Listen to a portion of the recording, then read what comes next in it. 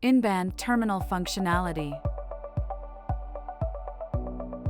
Welcome to this tutorial where we will present the in-band functionalities available on the Terminal tab of an endpoint on the Intel EMA web interface.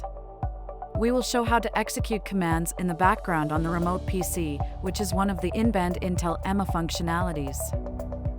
Step 1. Starting from the General tab. We'll start by navigating to the General tab of an endpoint. Let's first focus on the conditions. The Terminal tab is never grayed out, since it provides both in-band and out-of-band functionalities. To execute commands on the remote PC, the PC needs to be up and running. Therefore, the first bullet point showing the power status should be green. The Intel EMA agent needs to be connected with the Intel EMA server. So, the second bullet point should also be green.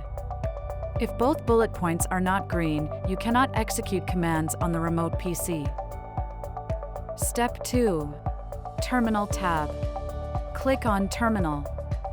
Click on the drop-down menu of the blue box Actions. Click on Start Terminal. This will be grayed out if both conditions that we just discussed are not fulfilled. It starts a terminal session. Once the terminal session starts, type help and it will show the supported commands that you can execute remotely on the PC.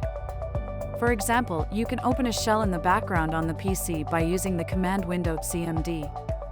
At the end, choose Actions from the drop-down menu on the blue box again. Click on Disconnect to end the terminal session. Congratulations! You've successfully used the in-band functionalities available on the Terminal tab of an endpoint on the Intel EMA web interface. You have launched a command in the background on the remote PC. Stay tuned for the videos explaining the information and capabilities of the other tabs of an endpoint on the Intel EMA web interface.